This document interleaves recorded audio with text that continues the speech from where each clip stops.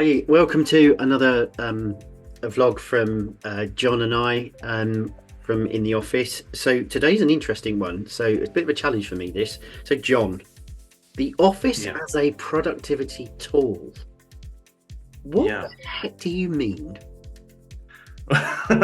Well, I my background being in product management is I see things very much, individual products and users, and that's sort of how I quantify things. And with everything that happened after the pandemic and the way that the world was moving, um, I felt like people are that there's this the way that people are trying to promote the office as if it's, they're putting it up on a pedestal, as if that's something that needs to be protected, as that's the thing that creates culture within a company. That's the place where work gets done. And um, I feel like that puts people down the wrong routes when they're trying to work out how they're going to, implement a hybrid working policy, or what they need, the decisions they may need to make about the future of the office. Is if you've got a skewed view of it as if that's the thing that does stuff, then you're not going to make the right decision. So something that I bang on about a lot is that the office isn't something that creates culture. It doesn't do anything. It requires its users in order to be valuable. Yeah, An office block that's just sat there doesn't do anything. empty It's building. just a cost center, isn't it? It's Yeah, just creating a drain on the company's resources. It requires its users, its people, to actually use it in order to be valuable. So if you start to think of it as it's a productivity tool, mm, that I found that very useful to then go, well, actually, what do you need from a productivity tool? And actually, I don't think this is just limited to offices. It's really your workspace. yeah. Whether that's in the office, whether it's at home, whether it's at a coffee shop, doesn't really matter. Is your workspace the right tool for you to be using for that job? It's And interesting actually because I mean WeWork started in something like what was it, 1995? I yeah, think that was the something like that. research that I did, and obviously from that point of view, they were well ahead of the pandemic, well ahead of this thinking now that as a productivity tool. Because I've, we work from a WeWork office, don't we? Where it's an office, Mm, but, when we're together, and they're split into zones of activity or zones of productivity in perhaps the way that you're thinking about it, and they are set for a purpose. Now, what mm. intrigues me about this is that's fine when you've got 5,000 people in a 25-story office block or something, but what's your thinking then for, say, there's 10 people in a company and they've got one small office space? How is this about mindset rather than is about desks and computers? I think it's sort of a mixture. And actually, what you reminded me of something they're talking about that WeWork and when they started. And this was something that was quite big before the pandemic, where facilities managers and leaders were trying to work out agile workspaces. Mm, So they've sort of looked at the way that software is being developed. So, I mean, quite a lot of these things do go back to software methodologies. So yeah, it used to be that you build stuff in a waterfall way where you get all of the requirements that you need to build right up front. You then go away for a year, you build the thing, and then at the end of the year, as you go off the waterfall, you deliver it. And usually what would happen is you turn out that you got some requirements wrong at the start. So what you get in the end is rubbish. So they then tried to shorten that down and do more agile workflows where you do shorter stints or they're called sprints of working.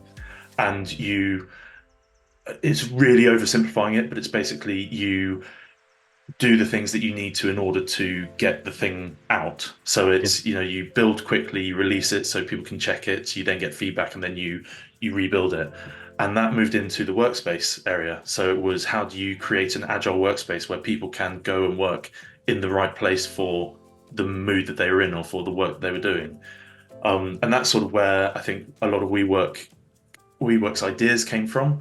I do remember someone saying that they had a meeting room in a room full of swings, which was just no one had a good comment to say about that. I feel like Stephen But Bartlett's slide, never used. yeah, Great gimmick. exactly. But Yeah, so you'd shuffle in and then sit on the swing, and then I can't imagine, I don't know if the swings moved. I imagine they did, but anyway, you can obviously go too far with these things. Um, but yeah, that's sort of where that idea came from, and it's companies started to, well, some companies were starting to implement it before the pandemic. Now we're back, and there is that. Is it a mindset shift? I guess it's just trying to go, what actually do you need? And it's not just, I think, about what one person needs. So for me, there are three key elements to what makes up the best place for someone to work.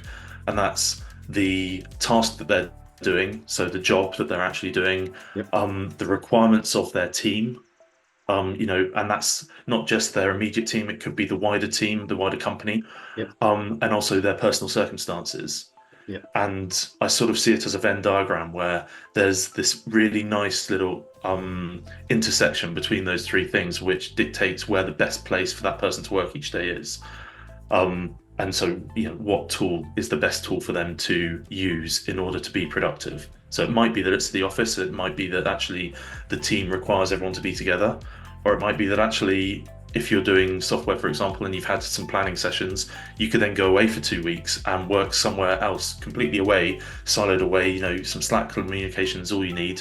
And that actually works really well for you because you can get into it. Or similarly, if your personal circumstances are that, you only live in a studio apartment and you've got a dog and or a young child or something like that, then you can't work from home, so you need to be in the office. So it's trying to make sure that everyone gets what they need, and everyone has the right tool to do their job. So do you think the time of having a desk, if you like, people say that's my desk, and put all my personal things on it and all my filing and all this kind of stuff, do you think the time for that has gone? I'm going to be the typical sort of non-answer. It depends. So it completely depends on the company and the person. So if that's something that the company can afford, if they can afford for everyone to have their own desk, brilliant. Let's and people use it. That's great. There's absolutely nothing wrong with that. But similarly, if you're someone that actually you're very happy working from home, you might have those things at your home desk, but then you go into the office just to make sure that you sit for the day next to some people or sit away from people if you want to. It's not a one size fits all. It's a as I said, depending on the task that you're doing, you want to have the right tool for the job. You wouldn't and I've mentioned this to you before, but you wouldn't dig a hole with a hammer. You want to get a spade. You want to have the right tool for the job that you're doing. And actually, I think that is one of the things which everything that you see on LinkedIn goes against that. Everyone's still talking about return to work mandates. The big companies are still saying you've got to come back. People are even throwing in, it's unfair for others if some section of their workforce can work from home and others can work for something else. And we were talking about that last night, weren't we, with the L'Oreal chapter? It's unfair to blue collar workers, I believe. He's paid, what is it, 10.5 million euros a year or something? Yeah, the L'Oreal CEO, How does he know? Well, exactly, and it's also like the fairness doesn't come into it. Is that the right tool? So if you hire a bus driver or someone that drives a lorry, you can't go, well, you've got to be in the office because his workspace, his tool of the trade is a lorry. You want to make sure that they have the right size for the job that they're doing. There is too much emphasis on the office as a thing that needs to be protected. When I wrote about this in one of the blogs that just before Christmas, actually, about the whole paradigm. It's a 500-year-old paradigm, the office, and it's gone through various different iterations of how it's used, from the Victorian kind of workhouses, and you have 500 people in a space and they're just banging stuff out, and you have people kind of making sure that they're there. And I think I was reading something even this morning talking about how it was I think it was Spain that introduced a much shorter day for machine workers and factory workers and stuff like that, and it's sort of gradually changed, but ultimately it stayed the same thing. It's tried to be molded in slightly different ways when I think in the 60s, imagine the 60s, would be the right time to start when people are just exploring all those recreational drugs and things, but changing the style of an office to make it much more kind of feel like, it's got fancy furniture and plants and colors and all that kind of stuff. But ultimately it was still the same thing. You come in and you've made the space more attractive because, that's the issue, rather than addressing the true issue of productivity, efficiency, effectiveness, and kind of purposefulness of what we're here to do. So it's not, you don't employ somebody to be a bum on a seat, you employ them for their mind and what they can bring. And that's true actually probably of office workers as well, of factory workers as well, I think. But and don't forget, with all of that, thinking about in the last 50 years or so and how technology's evolved, the office was then it was essential because it was a place where, if you're a law firm in the 50s, you have all of your files in a central location. That protects your clients' data. It makes sure that you have that sort of silo around your work. And then as technologies change, then you get these enormous printers and photocopiers, and you might, if you're very lucky, have a computer on your desk, but then you're doing faxes and things like that. And the technology has actually changed quite a lot and very, very rapidly. We're so lucky that the pandemic actually hit at a time where, there were things like Zoom and Teams that were available, so that we weren't just all, the world didn't completely shut down and all productivity end. So it's trying to embrace that we don't necessarily need a single office location for security or for technology. But there is, on the flip side, one of the things about a productivity tool is you can't necessarily, or not all companies can necessarily afford the best tool for the job. So if you think about a technology company where they're hiring lots of people, not everyone gets a top of the range amazing laptop to use. If you're someone in sales, maybe you can actually make do with just an iPad or something like that. So it's making sure that it does work for the people, but also the company. You can't, as a very small company, like we wouldn't be able to afford the Apple headquarters because we wouldn't need them either. No, it'd be very lonely and echoey.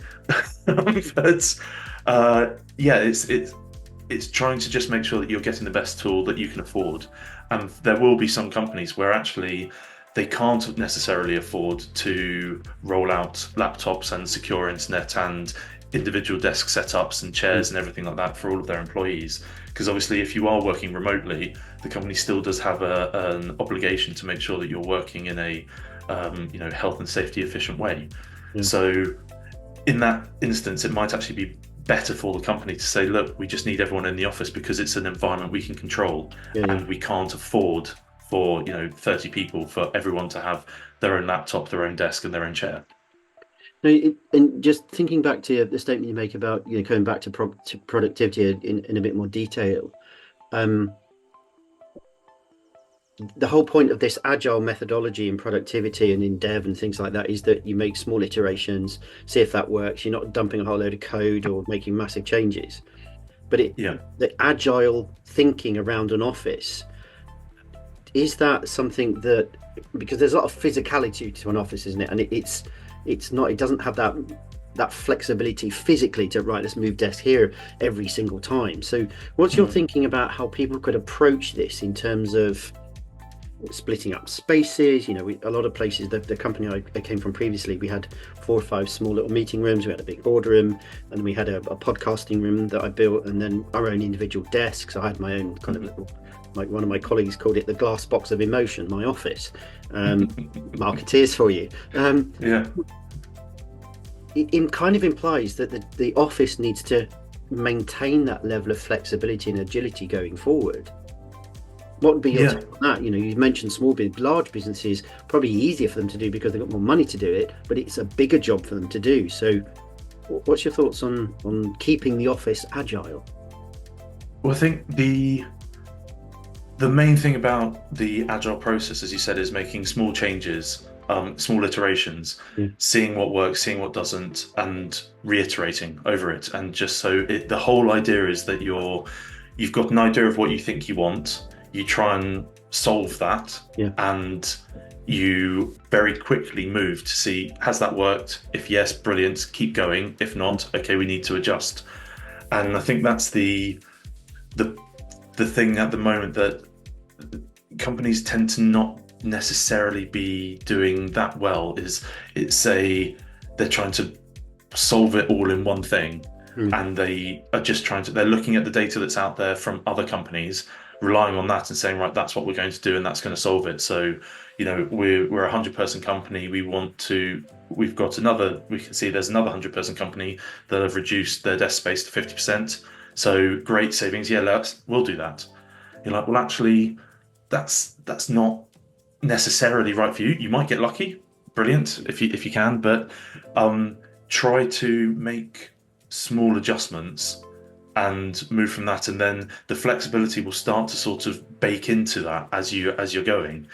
It's, if you can start from, if you're already in this situation where you can be flexible in your decisions, you're ahead of the game. Yeah. If you're not, if you've actually got fixed layouts and fixed desks and stuff, are there some small changes that you can make to, like a team? Just start with one team, see what changes you can do there, and if that works, then start to roll it out to other teams. You'll even find with that what works for one team probably won't for another. Depends on departments as well. A technology department and a finance department are very, very different beasts. So micro cultures within a business. Exactly. So it's just try to start small and don't bite off more than you can chew, and track data. Like, come up with what you think, what data will, before you start the experiment, before you actually say, yes, let's move these desks, try to get a baseline of what's currently happening, and then work out what data you need to either prove or disprove what you're trying to prove. Try to prove or disprove what you're trying to find out. But then also, when you've got that data, try to think of ways that someone who was against what you're trying to do would use that data to say, actually, you're wrong. Because it's trying to flip your mindset of, well, actually, what you've said there is that this is the best setup, but I know from whatever that that's not true, and I can see here that this data shows that. It's really trying to be like a data scientist about it and interrogate the data properly. That will then lead to you moving forwards in a successful way, rather than taking account to your biases. Because ultimately this is to achieve one end, really, isn't it? It's about being more effective and productive, and in the role that you're doing, regardless of what that role is. It's in service of that, which all the kind of the broad thinking right now is that it's about mindset. It's about productivity. Isn't how many things you can put through, but how consistent you can be, and being able to roll with the ups and downs that people naturally have in their lives. Because one day you come in and this, where you come in, you're super effective, you do 10 things, tick them all off your list, and feel like you've had an amazing day. The next day, nothing seems to have changed. You had the same coffee, did the same walk, went to the gym, but you walk in and you, at the end of the day, you think, what the hell have I done? So it's trying to create a space that somebody can go, well, actually, do you know what? This isn't working. Sitting on my desk doing what I did yesterday isn't working. I'm going to go and sit in that space over there. I'm going to go and I want to be super quiet. Or, do you know what? I'm going to go to the coffee shop, or I'm just going to go home. Exactly. What do you think then? I mean, I've been a senior manager in large companies and small companies. For me, I always wanted to make sure that people brought their best version of themselves on that day, and it was different every single day, because people are unique. For the first level leader, for somebody who's just starting out, they've perhaps got a couple of people, from this mindset of using the office as a productivity tool, what advice would you give to somebody who's at that level and going, not really had any leadership training, because not many companies really do that properly anymore, or it's very self-directed. So what advice would you give them to say, how can I approach this to give that flexibility, but to still, to use this office as a productivity tool, but still achieve my ends? What advice would you give somebody in that situation? So, I mean, that's an enormous question that we could be here for days talking about. And you're right as well about, the majority of managers. I've read something recently, which I think it was something like 80% or 82% of managers haven't had any formal training. And that's quite astounding when you think that it's the main role of a manager is it's a people role. It's Yeah. about getting the best out of your team. And actually, the soft skills around management are so vital. You need to know what works for your people. So, the best football managers out there, Alex Ferguson, they're saying that he would treat one player in one way and treat another player a completely different way. Yeah. He knew that if one of them needed, an arm around the shoulder and it's okay, don't worry, he'd know that. Similarly, he'd know that he needed to shout at someone else to get them to actually get up and get some momentum in what they were doing.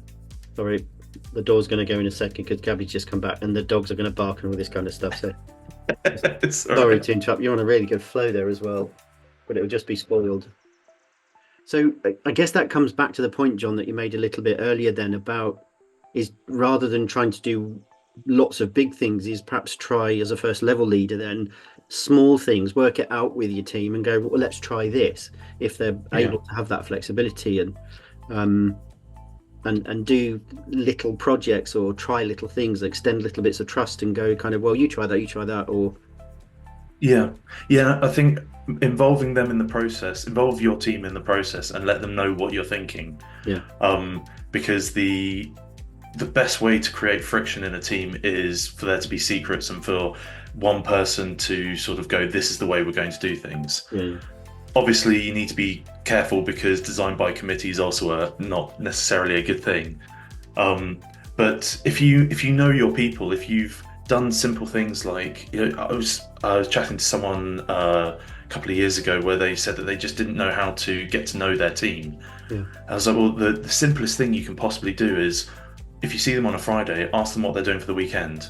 And then on Monday, remember what they've done and ask them how it went. And instantly you get more of a relationship. It has to be that sort of give and take to understand what people are like. And some people will shy away from that. Some people won't want to tell you, but you can pretty much find something in common with everyone. And once you've got that, you can create a relationship and then you know what's going on.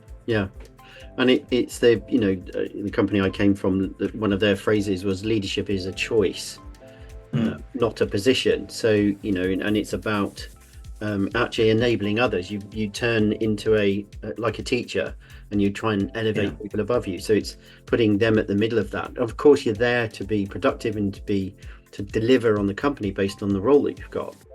And the job that you're trying to do and how that fits within the organization, the structure, the productivity, the factory, if you like.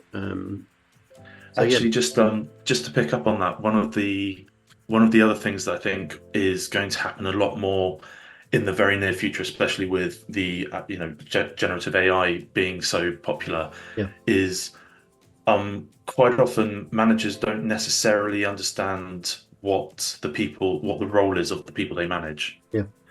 And it's okay if you're say a senior developer looking after a junior developer, there's at least that sort of there's that understanding. But quite often if it's you're just someone's dotted lines into you rather than your direct report or something like that, there can be a misunderstanding about the actual role. And if you then don't understand what roles people are doing, then you don't necessarily understand the tools that they need to do the job. So I've gone into companies before where the tools that they were giving me, I was like, this won't actually allow me to do what you need me to do. It's you've given me a really slow, bad laptop and I'm doing design work, so I won't be able to actually achieve that. And it was because they didn't understand the role that I was doing. So if you know the people and you understand the roles they're doing and you know what their personal circumstances are like, then it makes it much easier to pick the right tools and to understand that, Jeff down the road, Jeff the intern, doesn't have a good setup at home, doesn't have fast internet because he can't afford it. So saying, well, we're not going to come into the office and not allowing Jeff to have a desk in the office is actually really going to affect his productivity. And you'd only know that through that sitting down, talking with them and asking questions. Exactly. Want to work at home? Are you set up? Do you think you're set up to actually do that? And if not, how can we help? And don't forget that in a lot of times people do hide their personal circumstances away. You know, you Yeah, have your work self and your home self, yeah, and actually, you can't. You know, if you ask the question, that might not necessarily lead to getting the answer you want. You need to be a proper problem solver. You can't just accept the first answer. You need to keep delving in till you understand the root of what's going on. yeah. So we've interesting that you've spoken about the office and gone into some detail and some thoughts around it as a productivity tool. So have you got any thoughts then about maybe what the office of the future? Let's fast forward. You know, I'm asking you basically to get your crystal ball out. Hmm. What are your thoughts, or maybe even hopes, of what the office is going to be in the future for people? You know, is it going to follow more of the WeWork model, where you know you don't have a dedicated space for every team, but spaces to do productivity work, probably in the bigger companies? Or is it very much more, it'll probably stay the same, and actually just your use of it will change rather than having to change the office around itself? What do you think will be the norms? Um, it's really difficult to guess. For me personally, what I would like is almost like touchdown points for when I want to work in different areas. So if I want to work from home, that's fine. I've got, you know, certain things that I want to do, so that's where I want to be. But if I want to get out of the house, I want to work with colleagues, I want to see other people, I want to see clients, I want to have a variety of areas where I can go and work, which you've kind of got with the co-working space. Yeah, You know, all of the WeWorks and Reguses and places like that. But they're also not, the problem that I find with those places is they're not necessarily set up so that you can walk along and just dump your laptop and then you've got a good setup. yeah, It's, you know, I think we're going to end up, if we don't start to change this soon, we're going to end up with loads of people with back problems because everyone's working off a laptop. yeah, And, you know, you see that when you walk around WeWork, you see everyone, you know, hunched over, and it's not good. Um, what I think is actually going to happen is that we're going to have quite a few years where we're just trying to work this out. yeah, You know, the people that I know, some people who at the beginning of, you know, us being released from lockdown were going, I never want to work in the office again. 2 years on, when we're having conversations, they're lonely. You know, if you're living out in the sticks and you don't see anyone, that he had a young family to begin with. So at the time he was seeing them a lot. So his decision was, I don't want to work again forever. I don't want to work again forever. I don't want to work in an office again. I'm very happy. He had a great setup at home. Now his kids are grown up and they walk themselves to school. His wife's gone out for a job. So he's at home alone, and he's now yearning for more interaction with people. So I think the main thing with all of this is to not get bogged down on this is the way it's going to be. You know, I think there was a great quote. I know it wasn't Ted Lasso that came up with it, but Ted Lasso on Apple TV had a whole thing where he embarrasses his boss's ex-husband, where he said, you know, try and be curious, not judgmental. And I think that's really where we need to be. We need to be going, how do we just make life a bit better, and go from there, and don't say things that you can't take back. yeah, yeah. It hasn't got to be all bells and whistles, has it? It can be, No. as we're trying to create within the offices, it can just be simple. Yeah. You know, Yeah, it's fine as it is. You just need to. It's the way that you approach it. It's allowing people to go, you choose. That yeah. could be enough. Be transparent about it, then everyone knows what to expect, and then everything else sort of flows from that. You don't have the mistrust because people are just disappearing and you can't see where they are or if they're working. You know, if you're communicating and everyone knows what's expected from them, so you know what job roles you're meant to be doing, your manager knows what's meant to be happening, and you have a good relationship with them, then everything should become easier, and then you can focus on your actual work and the problems you're solving there, rather than, well, we've got to get people back in the office as the number one core mandate that we're doing. Because that's what we know and that's what we think works, because that's what we've based all of our productivity analysis on, is everyone in the office. We don't know how to work out the rest. Yeah. Jon, thank you very much again. I know you're busy, chap, coding all of our software in the background while I twiddle around and do colouring in, going over the lines every now and then as the marketing guy. So I appreciate you uh, allowing me to share some of your time and give insight into that wonderful brain of yours, and obviously more widely what we're doing with in the office, and why Yeah, we're doing what we're doing within yeah, the office. So it's been great, Adam. Thanks. talk to you soon. Bye. Cheers. Thanks.